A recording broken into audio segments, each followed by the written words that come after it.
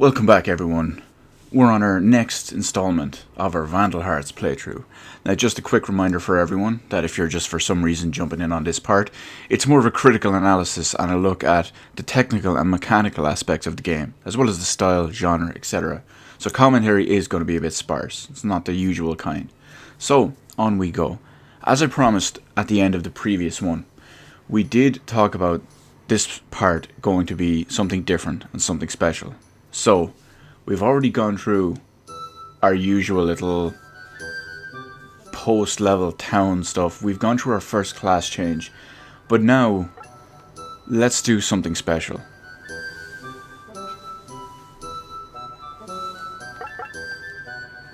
You may remember a little while back, we got something that I did mention was for a secret later on. A key.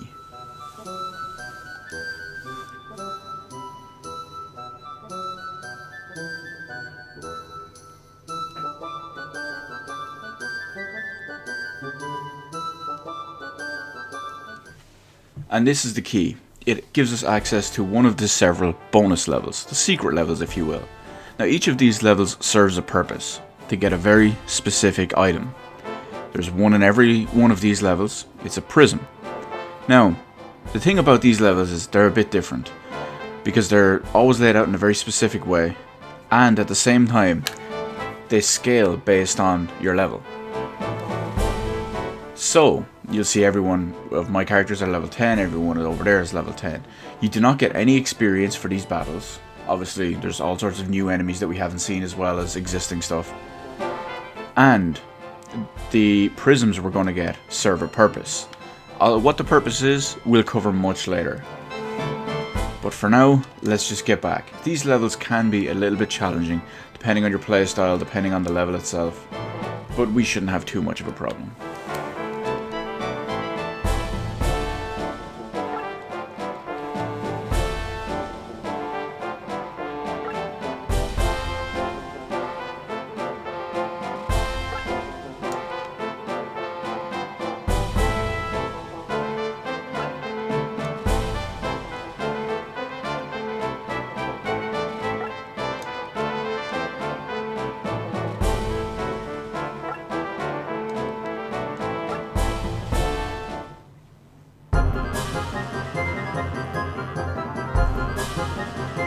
Now, it's usually not 100% advisable, according to most people, to do this particular chapter right now.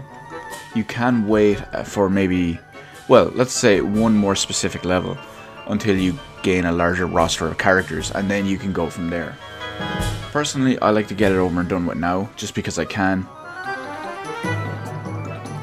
And at the same time, the levels don't scale too high this way. It's one of those things that's down to personal preference, really. You could go with a slightly harder battle, but have more characters and maybe be a higher level.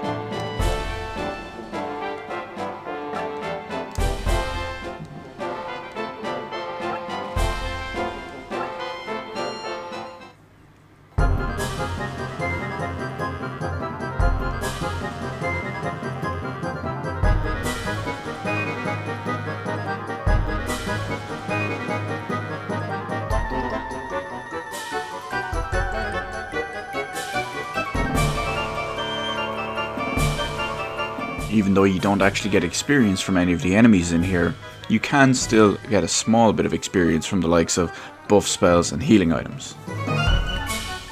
And of course healing spells.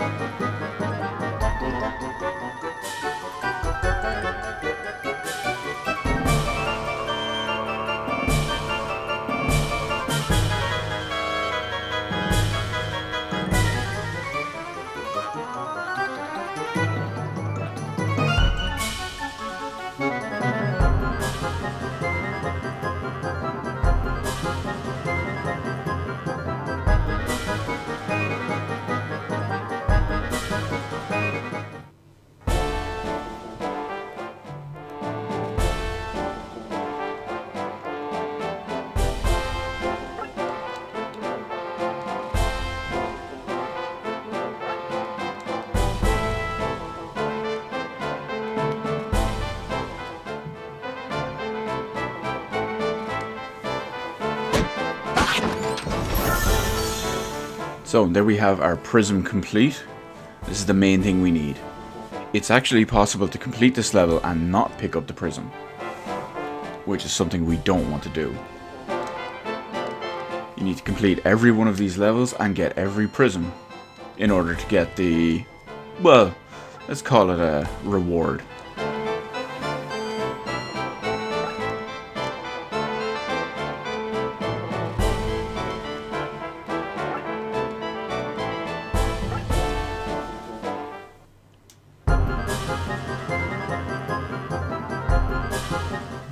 Just like most levels in the actual campaign, each one of these bonus levels does have its own mechanic or gimmick.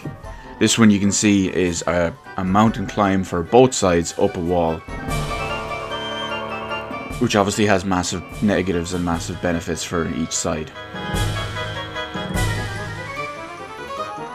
Movement is obviously hindered trying to climb up the hill. Archer range is severely gimped when you're trying to shoot upwards, but the first group to the top, like in most levels, will be able to get a severe advantage, especially for archers. Standard characters will have 1 or 2 height advantages, and then archers will have a massive height advantage and a massive range advantage.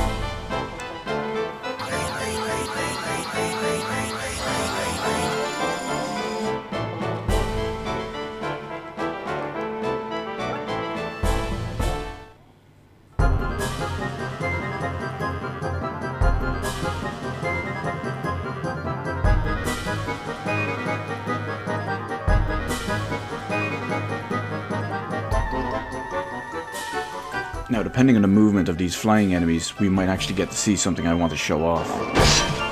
Something that we've never properly seen before.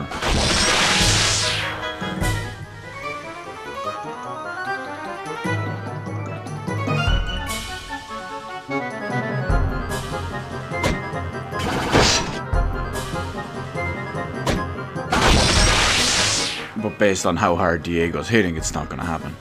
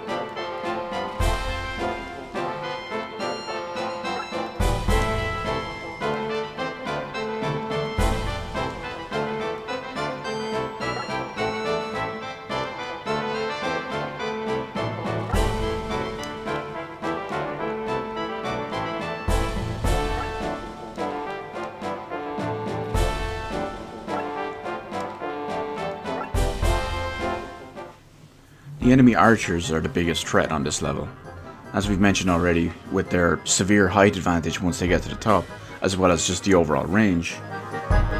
Like we see here, they're finally starting to get attacks in.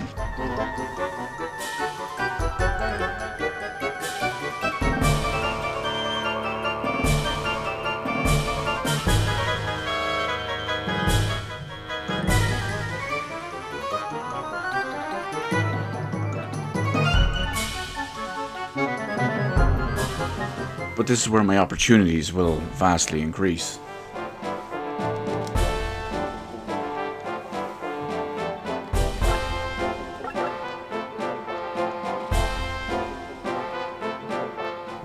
So, here we go. This is our proper way of looking at this. This is our first proper area of effect spell, Piercing Ray. It attacks at a 4-square cross, so I can get damage on all 3 of these enemies that were in range. Comes in very handy, especially because all the enemies group up here and are in such a tight bunch.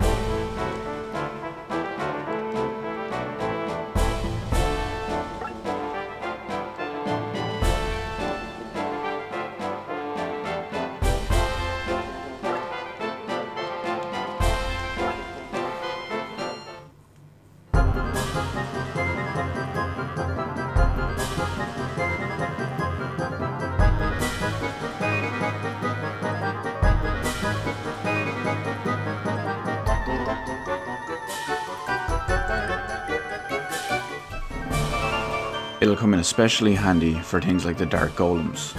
Since they are armoured enemies, they take exceptional damage from magic.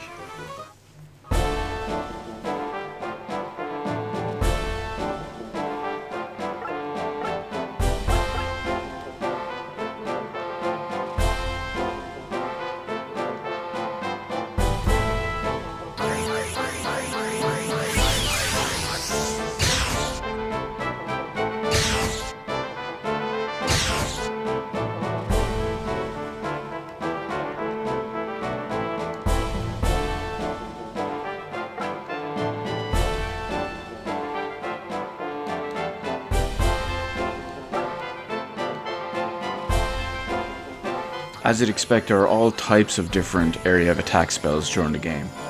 There's smaller ones that can be moved across a larger area, just like we have with Piercing Ray, or there's bigger ones that can also be moved around a smaller area.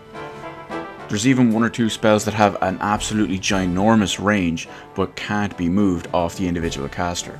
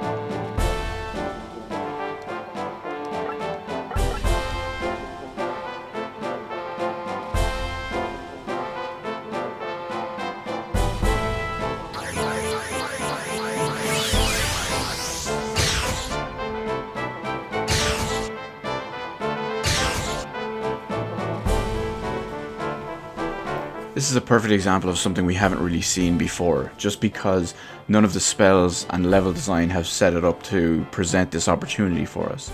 It just shows that a well-placed mage with well-equipped spells can do unbelievable things.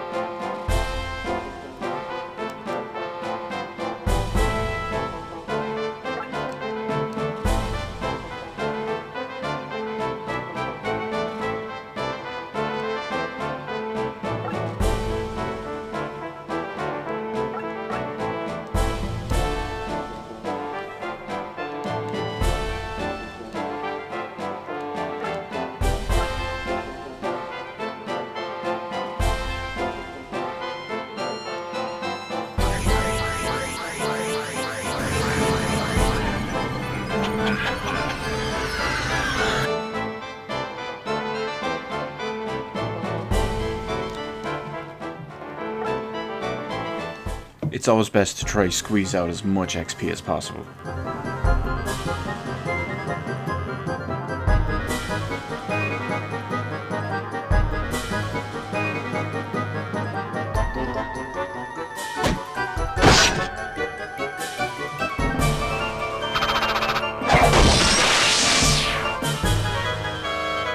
And we can just see how damaging these new classes and upgrades can be.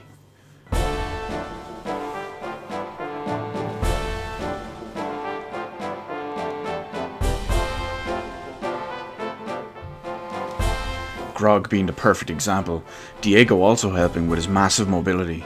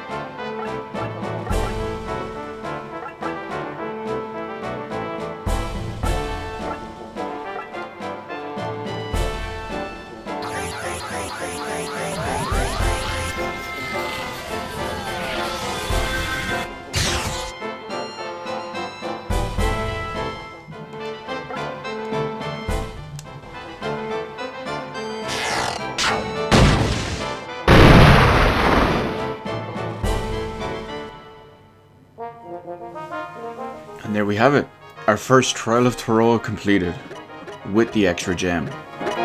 And just to really illustrate how this battle in a sense has almost little to no use, look how few gold we got. 10 gold per enemy. Completely nominal.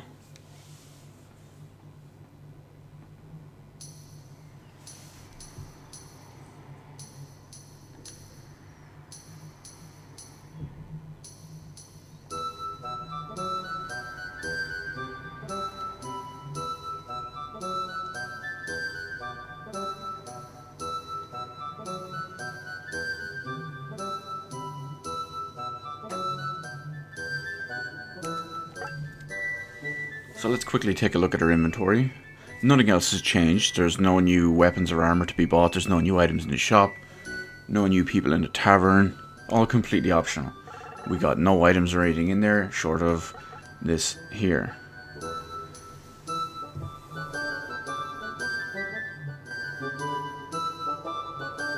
I also just want to highlight something that I especially love about this prism. The translation. Magical and mysterious.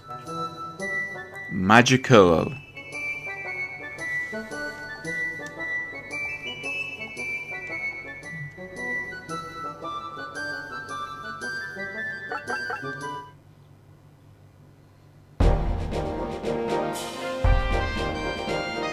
But that's it for the moment. Next up, we have Yggdra Canyon, which we will, of course, continue on in our next piece.